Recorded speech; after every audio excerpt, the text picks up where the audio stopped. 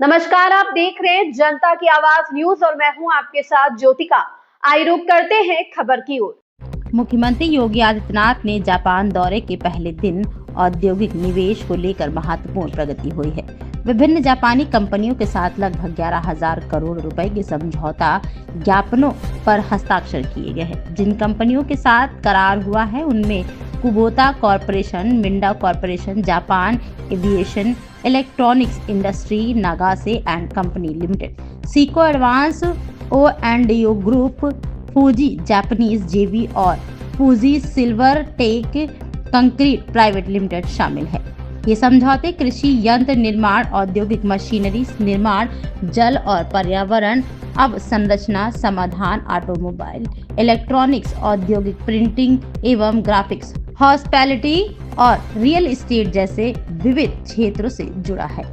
इससे नवनिर्माण क्षमता के विस्तार और औद्योगिक सहयोग को नई दिशा मिलने की उम्मीद है। कुबोता कॉरपोरेशन वर्ष 1890 में स्थापित जापान की एक अग्रगणी बहुराष्ट्रीय कंपनी है और जिसका मुख्यालय ओसाका में स्थित है। यह कृषि और औद्योगिक मशीनरी निर्माण में वैश्विक पहचान रखती है। कंपनी ट्रैक्टर, हार्वेस्टर, इंजन और निर्माण उपकरण के साथ साथ जल और पर्यावरण संरचना समाधान जैसे पाइप, पंप और ट्रीटमेंट सिस्टम के क्षेत्र में भी कार्यरत है।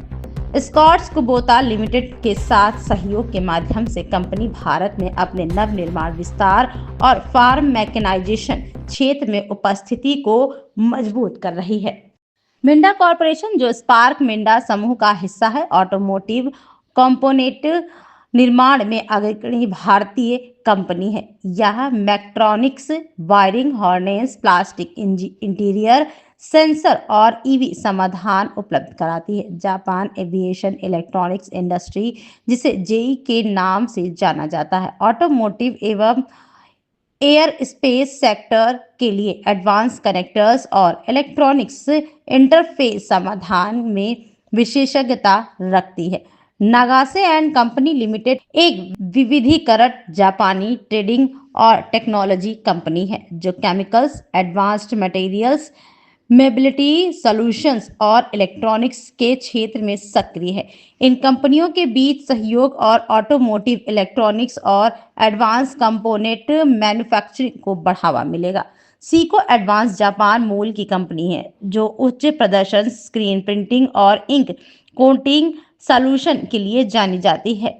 इसके उत्पाद automotive, decals, industrial graphics, electronics panel, glass printing और कंज्यूमर अप्लायंसेस में उपयोग होते हैं। कंपनी भारत में अपनी नवनिर्माण इकाई के माध्यम से विभिन्न औद्योगिक क्षेत्रों की आपूर्ति कर रही है। इसके अतिरिक्त रियल एस्टेट क्षेत्र में निवेश को लेकर समझौता किया। पहले दिन हुए इन समझौते को भारत और जापान के बीच औद्योगिक सहयोग को नई गति देने वाला कदम माना जा रहा है। इस खबर में बस इतना ही। बने रहिए जनता की आवाज न्यूज के साथ।